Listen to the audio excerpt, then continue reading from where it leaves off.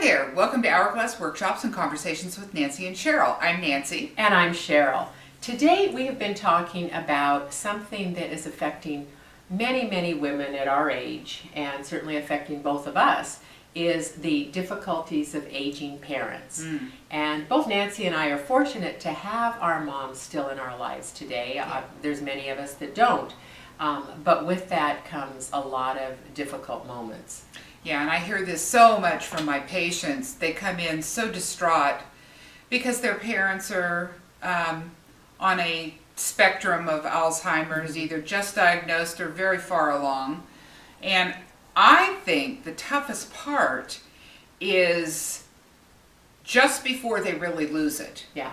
When they're not ready to give up, they still think they can drive, but they really can't because they don't know where they're going or where they are. Yeah, and taking the keys away from your parent is a real challenge. Yeah, because, you know, like my mom, she got her driver's license the day she turned 16. She's 89, and she loves driving. It's her freedom, and she has said this all of my life. Well, haven't we?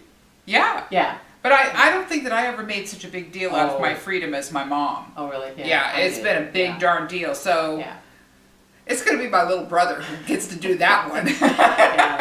So that's one. And my mom's in a middle stage of dementia, and she's cognizant enough to know that something's not right.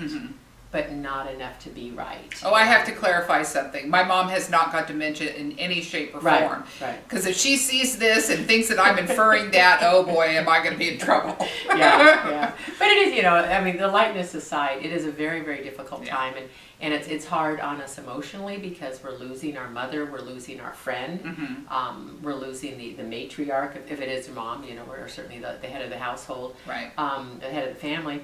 And secondly, it can cause some real issues within the family. No kidding. Yeah. And this is what I'm hearing, lack of cooperation where everything falls on one person or one person steps in and takes over when if they really have not been authorized to do so. Right. A lot of emotional stuff. And it's been my observation that families that may have had a little chink in the armor before, this is where it cracks and there's major divisions. Yes, and in fact, I was recently reading an article from A Place for Mom, which many of you may have heard of. They're not a sponsor of ours yet, perhaps, but anyway, they have a great newsletter, and a friend sent it to me, and it talks about the challenges of families during this time, and to be very sensitive to that.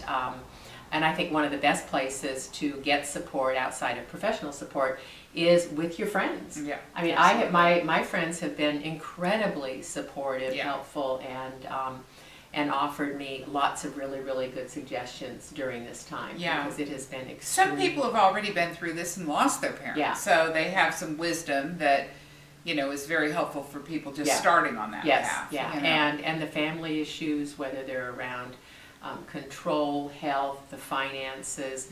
There's a whole myriad of things that come into play, and things that you're not expecting. You get kind of blindsided. Right. So I think that it is a very difficult time. I think again, friends are really important. Self-care is so vitally important. Yes. It's important, I think, to be kind to our parent as best we can, and to be kind to ourselves. Yes, for sure. Yeah. And develop a philosophy.